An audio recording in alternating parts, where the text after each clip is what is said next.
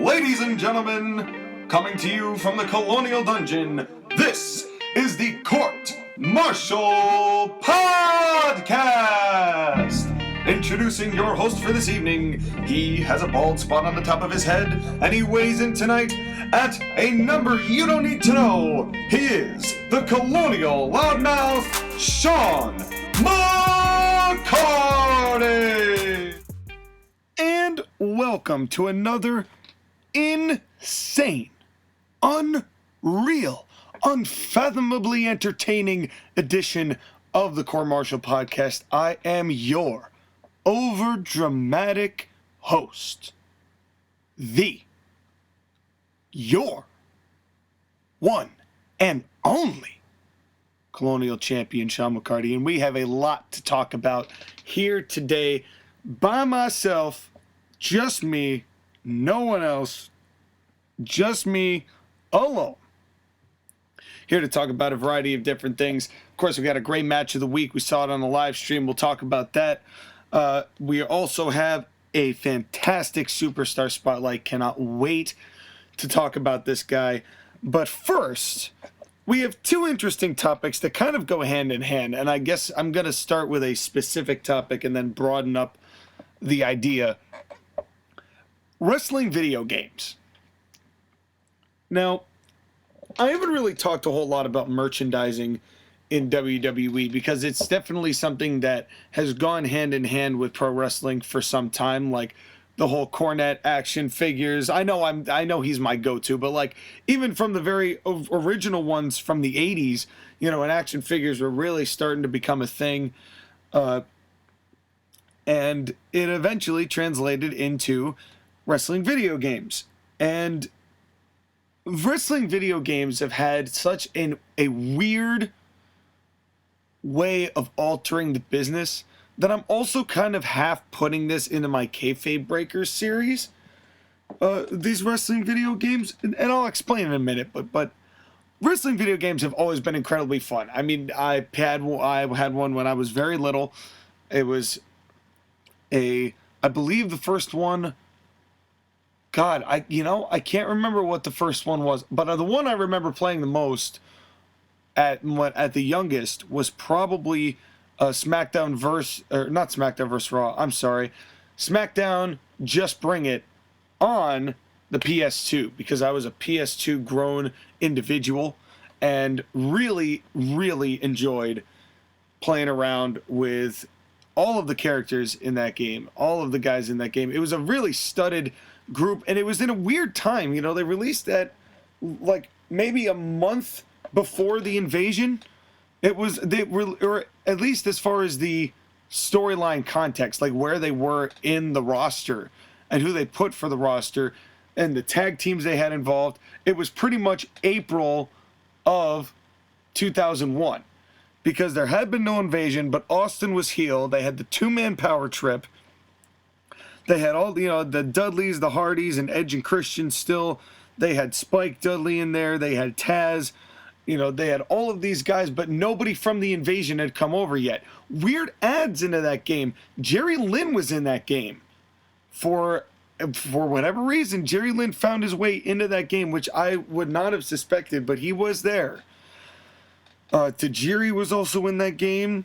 There were a few hidden unlocks. I think you could play as Fred Durst if you really wanted to. I don't know how many people actually did. And it had some of the most primitive character creations, the creator wrestlers, which they think they've started introducing.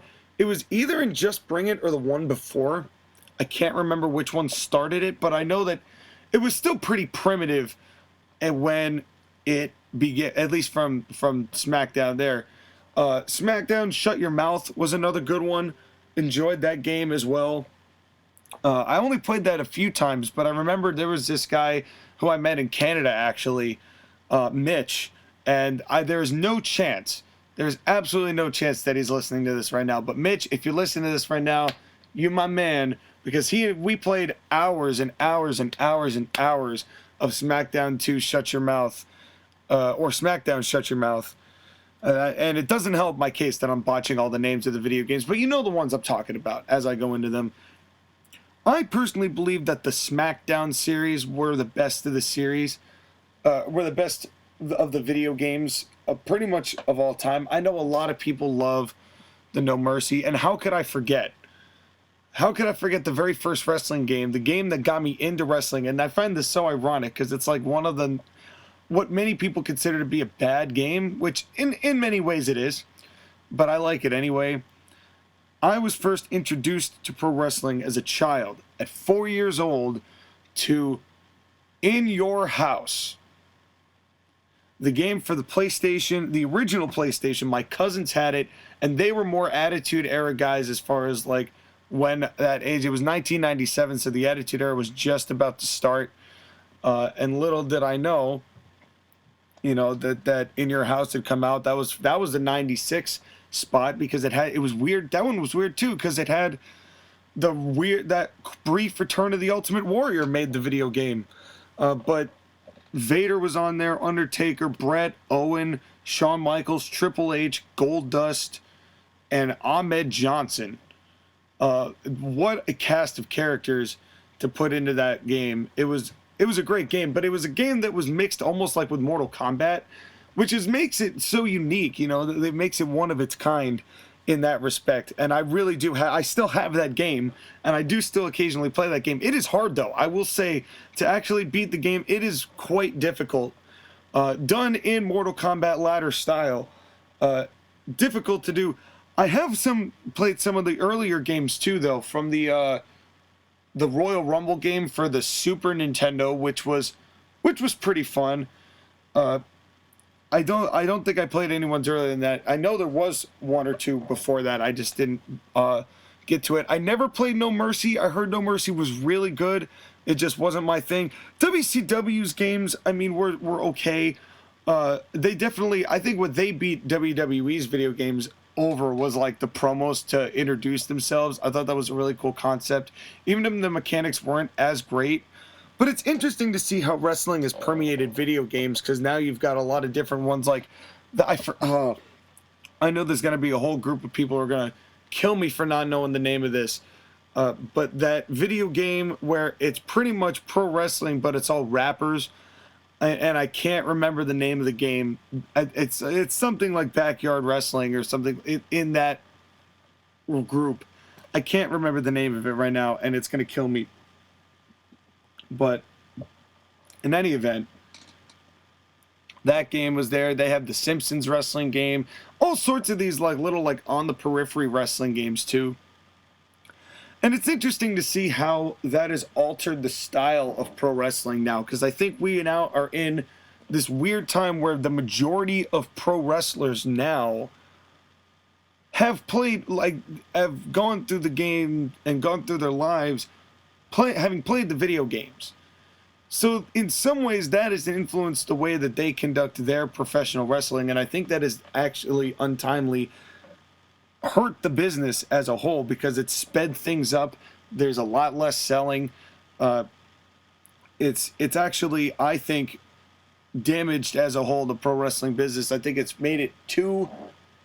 The AI in those games do not know how to sell and do the facials and all those types of things, the little human subtleties, and as a result, now people wrestle like AIs, and as a result, nobody stands out anymore because they all wrestle like AIs, and I think that's the biggest harm that wrestling video games has done.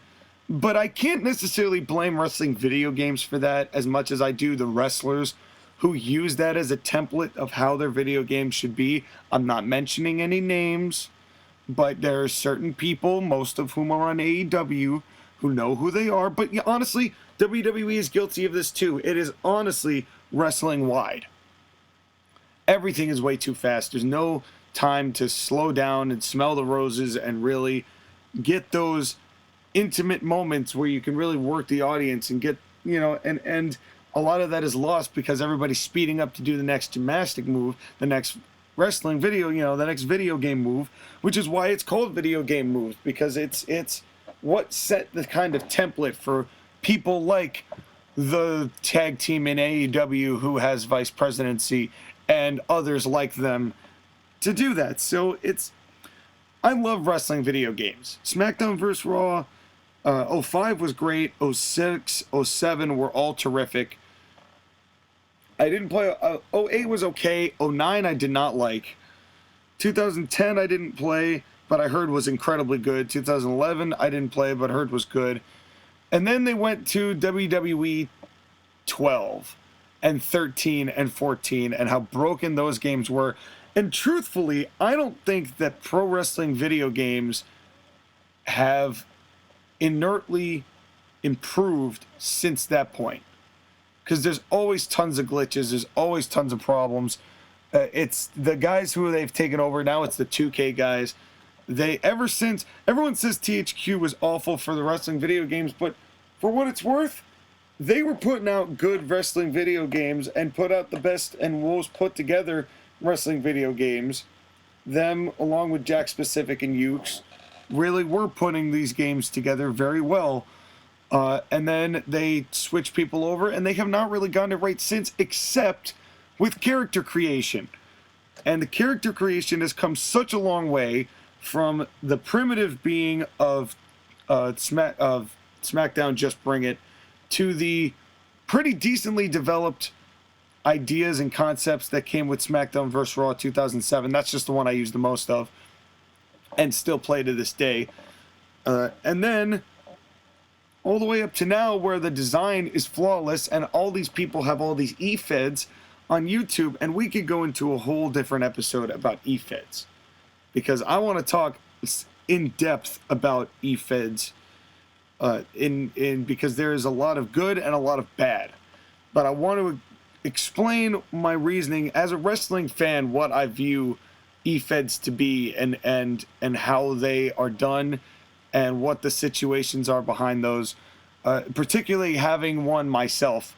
There will be a lengthy discussion about it, and I would like to have, if I can, both Skylar and Josh Ageddon on the podcast for that, because it's definitely something that needs to be discussed at length, what the positives are, what the negatives are, who we give credence to, who we don't give credence to, and the kind of silliness that comes with that kind of community, but really the wrestling video games, that's what that has spawned, on top of WWE not being as on top of their game as they used to be, which wrestling video games, I think in turn, it's part of that melting pot. And then of course wrestling video games took out all of the allure behind, is this real, is this predetermined, because look at that, it's all in a video game, so it's all simulated, and here's all that,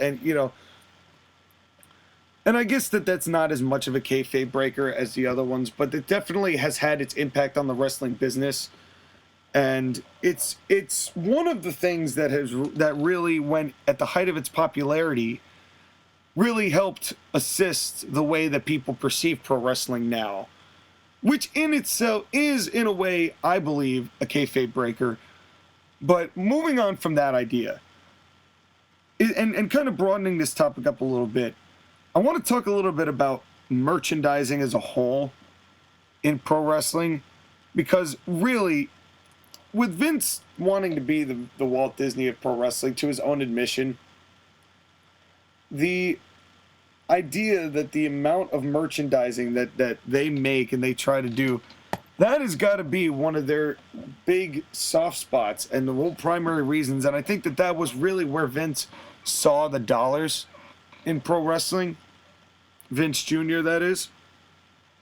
I think where he really saw the appeal and the work there, and what was going to work there, was really in the merchandising. That's where the overly cartoony characters really came from, trying to really merchandise on a much larger level beyond just t-shirts. They always had the t-shirts. That's something that's been going on in wrestling for a very long time. But, between the t-shirts, and then they had the plush toys, and then it just, then they got the ice cream, and then the replica belts, and then the plastic figures, and then the amount of, it just, and we're at the point where merchandising has gotten so out of hand with the amount of things that they have created, the amount of releases of action figures that have been made. And I understand there is a whole collection of people, there's an entire collection of people who love collecting that kind of stuff. and I'm not trying to knock anyone in that audience, but the truth is, it just got so out of hand.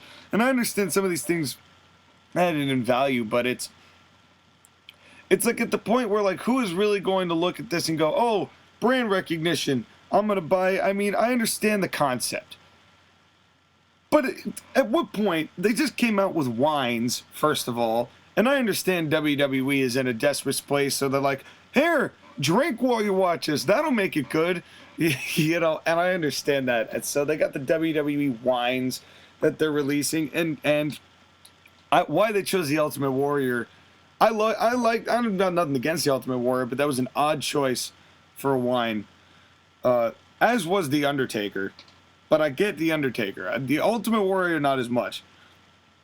The action figures, I had a lot of action figures. Well, not a lot of them. I had a few. I had an Edge action figure, a Booker T action figure, and I know I had others, and I think I still have them somewhere. But I know I still have Edge and Booker T somewhere lurking in all of my collection of items from my childhood. Lurking in the depths. But I think that Edge might be bald in that one, which he never went, but maybe that was because he was feuding over hair.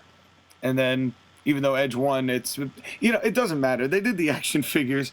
It's like, and the ice cream bars. They did the ice cream bars a while ago, and yes, that was very helpful for CM Punk's big summer in 2011. I'm not going to take that away from CM Punk, because that was a great way to bring that back. But it was some of the things you see, the amount of toys that WWE has churned out, it's absolutely ridiculous. And now AEW is doing it now. And of course they have to get the Brandy action figure in, but they're doing action figures. WCW tinkered with that a little bit. TNA had their own video game, which, by the way, for anyone who played the TNA video game, I want to say that it was not that bad. I think the mechanics of it, as far as grappling, were a little... They were unique, but I didn't love them. They were unique, but I didn't love them. And they could be very, very easily countered. But the storyline was also kind of meh. But I didn't hate the game. I thought the game was all right. But, you know, it's this whole thing with merchandising. It's such a... It kind of ends up being like Spaceballs level ridiculous. And is there a line, like, do you draw a line at, like, okay, this is brand recognition gone too far? Like, I don't want to see you know, I don't need WWE underwear. You feel me? I don't need to wake up and be like, Seth Rollins on my upper thigh to start the morning. Oh, look, Roman Reigns. Yes, I am a big dog. All right, let's start the day. You know what? I've changed my mind. Just in making that joke, I've changed my mind. Let's make some underwear. But you see what I mean? It just gets ridiculous. You don't need unmentionables. You don't need the unspeakables. You know, it's where is the line drawn with merchandising, I guess, is my overall point with this. It's there's some things that I understand because you're catering to kids, like the toys I'm cool with, and the action figures I loved as a kid, and the replica belts. The replica belts, some of them, the toys I get, but I feel like a big detriment to WWE is they've kind of gotten in their own way for the sake of merchandising. Meaning that, like, they pump out a new wrestler's shirt, like, all the time. Like, they barely even leave and come back and they've got a new shirt. It's always a cycle of shirts. But they've got the sunglasses and the chain, you know, they've got chains and the ankle bracelets. There's the amount of wrestling merchandise is unreal. And I understand wanting to get merch and repping merch and all that stuff. Like, I get, like, AJ Styles gloves is a cool thing to pick up. You know, certain bits and pieces of it. But there's got to be limits to this thing. There's got to be limits. And this is somebody who owns several wrestling shirts and has wrestling merch, you know, himself. But it's still, is there a line that's drawn? I remember there was one that I was kind of strange, but I got it at a live show. I got it at a house show in, I want to say Binghamton. New York once, when I think it was 2003. The main event was, yeah, it had to have been 2003 because the main event was, I think it was Van Dam and I don't think it was Kane. It was Van Dam and somebody against William Regal and one part of La Resistance. I think it was, I want to say Rene Dupree, but it was still, or it was the Un-Americans. I'm sorry, it was still the Un-Americans. I believe it was Lance Storm and William Regal taking on Van Dam and somebody else, and that was before or I guess it would be after he and Kane, but it wasn't Kane. I can't remember who it was, but it wasn't Kane. In any event, they had a dial like this Rob Van Dam like medallion that you wore that like it glue and like lit up a whole bunch. It was kind of cool, actually. I'm not gonna lie, it was actually kind of cool, and I don't know what happened to it, but I guess I'm unproving my point here by saying how cool all my merch was. But at one point, does it become too much?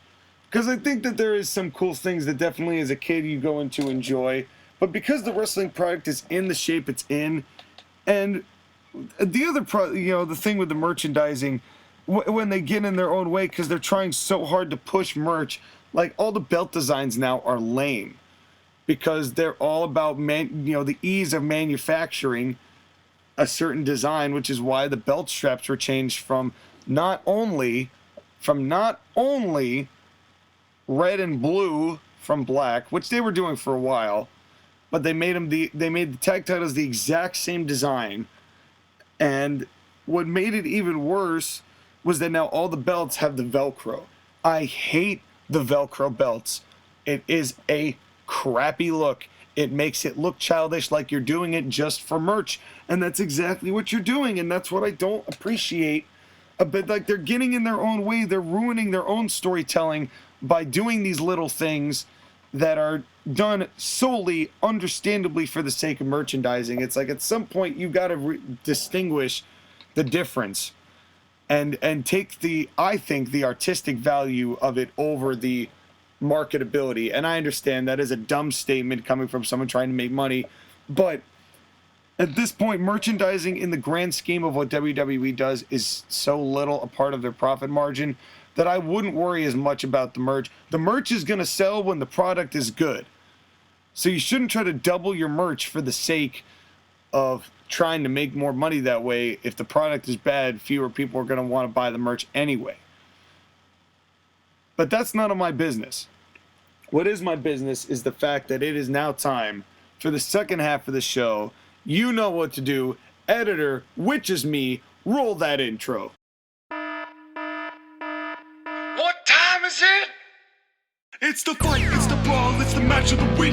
It's tonight, watch along with the son of a beat. It's one fall, the down for the 1, 2, and 3. So don't stall, hang on to the edge of your seat. We got a punch and a flip and a powerbomb too. All the moves and the stars are all under review. See the babyface cheer, then the heels get heat. This is wrestling at its peak. It's the match of the week.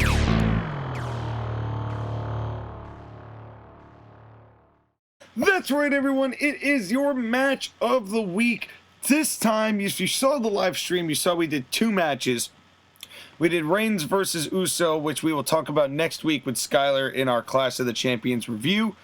And we saw our match of the week for this week, the British Bulldog versus Bret Hart, SummerSlam 92 Intercontinental Championship, Wembley Stadium. A classic. An absolute classic. And I have nothing to say really in negative about this match. It was great from start to finish. Super fun. Bret and Bulldog, for the trope that Bulldog was incapacitated at this time from mostly pills, as it's been documented. I don't think anyone would accuse me of false accusations there, because that's pretty well documented. But anyway, he goes up to Bret when they do this matchup, and Bret has obviously gone through all of this with him, and then because of the things that pills do to your brain, Bulldog goes, I'm Bret, I'm fooked, as Bret would tell it. Bret says, he says he's screwed, so we need to go. And Bret carries Bulldog throughout this entire match. And I'm going to be honest with you, you couldn't tell it. You couldn't tell it with the way that they made this match go. But you could, I mean, there were some parts where you know that Bret was really moving things along, because it still was a Bret Hart match. For those of you who have watched a lot of Bret Hart matches, you know, you're still getting a lot of the very similar spots, but, you know, put in different parts and going, this is where this needs to go. And Bret was always great with that, too, as far as putting together matches. This was no exception. I mean, it was... What was interesting to me about this match was the fact that this was a babyface versus babyface confrontation from start to finish. They were both... And Heenan, who was gold this whole night, one of the things he said that was really interesting to me, like really towards the end, was... And I felt bad for him in this respect, because he really didn't... His position was tough, where he says, I don't care who wins, but this is a great match. And you know, as Bobby, who has a heel, he had no one to hamp up the heelage for, you know? There was no reason for him to do that, which kind of put him in a rough position as color, and he did his best. Obviously, he's still incredibly funny and had a lot of great quips to counter Vince McMahon's "what a maneuver" and all that. But what was interesting in this babyface versus babyface confrontation is just how much Bret... I really became more deeply respectful of Bret, as more than I already was, simply because there's an art. There is an art to being able to get the crowd to boo you without doing anything heelish, or without doing anything or overtly heelish, or anything that would consider you a bad person or an underhanded man or a cheater, or give fans reason to despise you or dislike you. Bret didn't do a damn thing that was bad or evil or slimy or shady, but by the time that Bulldog started his comeback, fans were booing Bret Hart, because Bret he knew how to get around, and he knew how to showboat and taunt at the right times without doing anything that would sacrifice the fact or really push him into he just turned heel, because he was still being quintessentially babyface the entire matchup. To remain babyface and to still remain babyface while still doing a little bit of heel teasing to make sure that there still is an ebb and flow and a cheer and a pop for the comeback.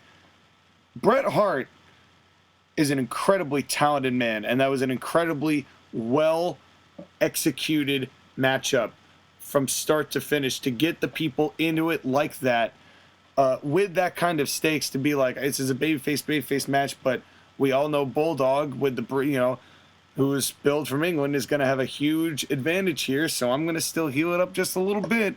Not enough to make them really boo me, but enough to make them want to see me lose because they like Bulldog so much. Not because they want to see me lose because I'm a scumbag, but they want to see me lose because we like Davey more, because Davey's a hometown boy. And the fact that he was able to structure that match this way was absolutely fantastic. And nobody lost to a finisher, which I think was a good move too, because it kept both men strong. And I think that the way that they ended the match, as far as the getting out of the sharpshooter, pulling his way through, and then just happening to catch Bret when Bret sunset flips, great way to end it.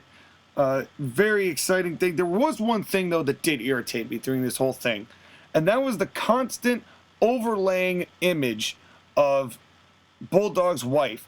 Like, they could not stop putting the camera on her, and I was like, please stop. Do this like a third of the time that you did it, and I'd be okay with it.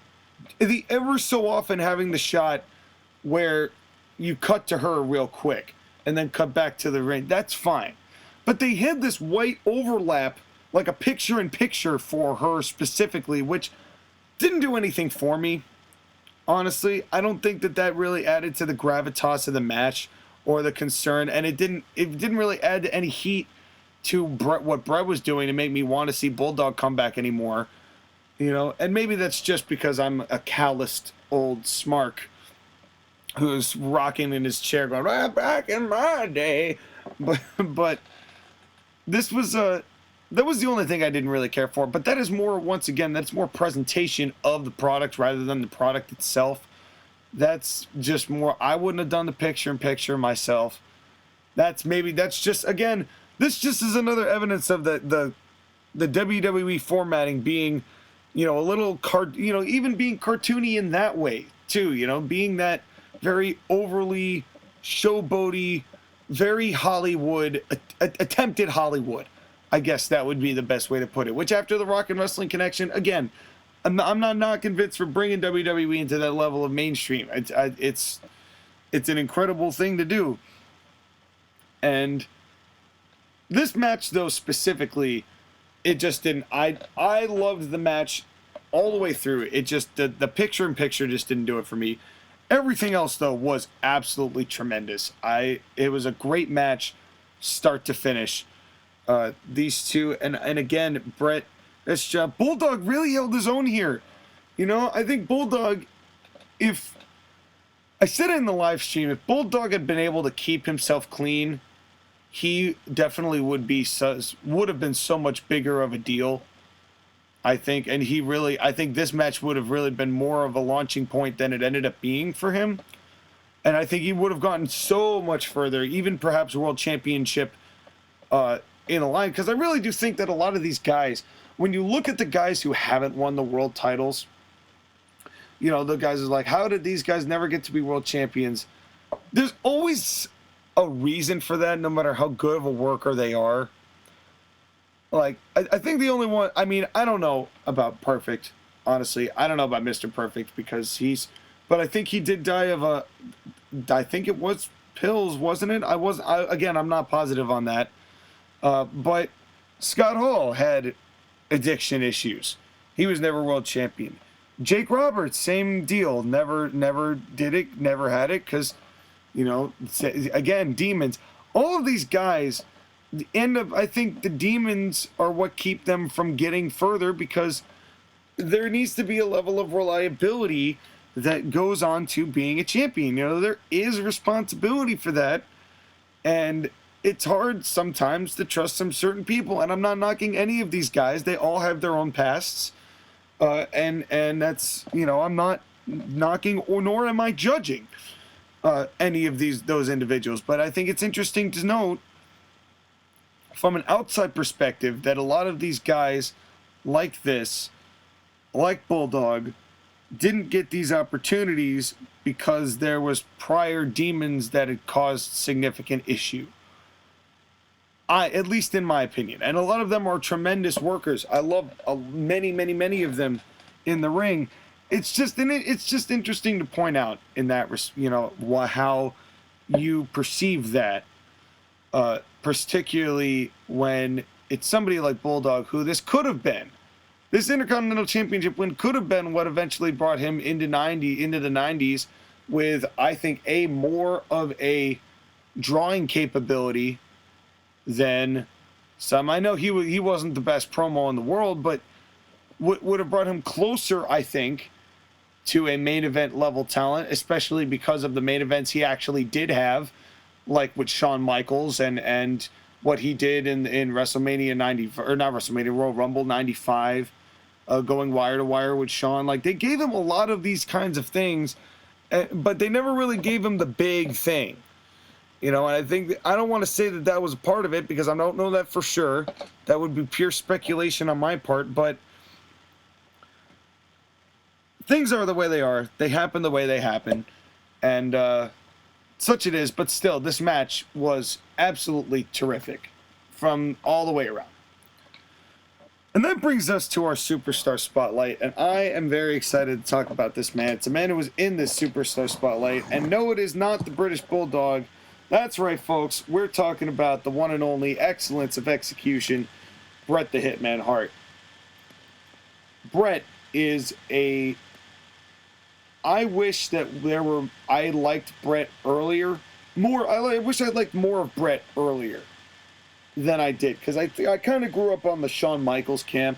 Because I loved Shawn Michaels so much. Because he was one of the first guys that I really got attached to. Because my name was Shawn. His name was Shawn. His name was Michaels. My last name was McCarty. That's kind of close. So we're, we could easily just, I always had that dream of me and Sean being a tag team, called the Initiates, because we have the same initials.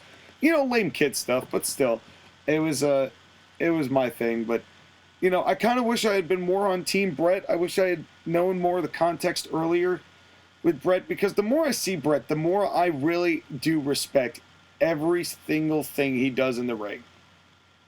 Every last one. I have not seen a match of his that didn't come out from WCW, and we'll talk about that in a minute. Everything that he did in the WWF, I loved. His Stampede wrestling was very good. I've seen a few matches of his up in Stampede, and that was great. And then really just coming in and what he did as far as the Hart Foundation as a tag team with him and Jim was great too. Bret was he was so smooth, he was so talented, and he had such a mind for it. And he had the mind for the business, and it was the best thing. Especially when he was active and engaged and really wanted to bring his best to the table, which he always did. I think that Bret was definitely worth making a world champion. He was definitely that caliber of a talent, even when his promos weren't always necessarily the best. There was something you believed in Bret because Bret never tried to be anyone other than who he was, which was Bret. I think there was no closer tie to the man and the gimmick than Bret Hart is to Bret Hart, because there is only one of those things. And sometimes you get the big difference between Hulk Hogan and Terry Bollea, and the big difference between Shawn Michaels and Mike Hickenbottom, which I don't know if he's actually officially changed his name the way Steve Austin did. But really, truthfully, there is no closer adherence to who that person was than Bret Hart, because I think Bret viewed himself as a combative, professional wrestler who, was obviously going to do business when business needed to be done, but I think Bret wanted to win too, which I think that was his thing. But he was also willing to do the job when it needed to be done. It's just, with the exception of one part in his life where he was getting screwed over and felt obligated to let the media know that he was being screwed over, which I still don't understand. A small lapse in judgment at a time where he was emotionally raw. So I can't really even blame him for it. I mean, I can and I will, but I can't. But everything in the ring that Bret did was solid. You'd be hard-pressed to find a bad Bret Hart match in his WWE time. And I'm not counting his second run in 2010. I'm talking about from 83 or whenever he is, he signed on to 2000 or till 1997. Everything in there was airtight. And there's a really good match if you can find it. It might still be on Hidden Gems on the network. It's a match between the Rockers and the Hart Foundation, where one of the ring corners, the turnbuckles, actually breaks, and they can't replace it. And Bret's pissed, and it's a best of 3 falls match, and they try to finish the match anyway. And it's the only time the Rockers won the tag titles, which is really interesting. But they had to reshoot the whole match, and then they decided not to go with that win. So they never actually won. The Rockers never actually won the tag titles because they had to reshoot it. But it's a real interesting watch. But even in that, I mean, Bret was fantastic. They worked matches so well. And Bret getting a world title, I think that the fact that Vince didn't make Bret and Hogan happen at some point, I think was a lost opportunity. I think it needed to happen, and it just never did happen. Another weird one, like in the same way that Hogan and Flair wouldn't happen until WCW. It was just one of those ones where, like, you'd think that they would have crossed paths, but for some reason the business didn't happen, whether Hogan kiboshed it, or for circumstances otherwise, or Vince kiboshed it, or, other outlying circumstances. But Bret, I mean, he was a great champion. He wasn't the best drawing champion, but he still carried himself and behaved as a world champion should. and always had one of the best matches of the night. I mean, there was no disputing that. Bret was going to give you a hell of a match. I mean, his match with Owen, WrestleMania 10, was out of this world. And the way that he protected himself so that he could win the world title later on in the night was brilliant.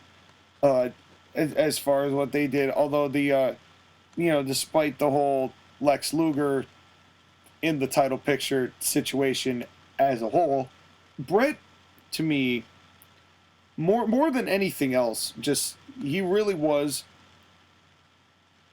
passionate, an intangible passion for wrestling.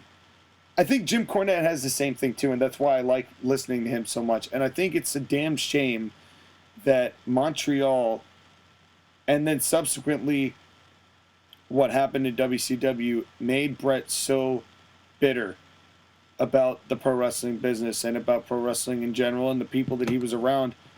And it's hard to blame Bret for the circumstances, getting double-crossed by Vince, and then going to a place where the inmates ran the asylum, but not even the inmates ran things, and everybody was just a total mess. And then getting cussed by Goldberg, which was really the start of Bret really going up against unsafe workers, because it ended Bret's career, and he couldn't take bumps, and that was really, there was definitely more Bret could have brought to the table, I think, as a wrestler, even at that age. If he had been given the right opportunity and the right accommodations were made, especially after 2002, if he hadn't gotten hurt, I'm saying, if he had remained healthy and hadn't fought Goldberg and Goldberg hadn't kicked his goddamn head off,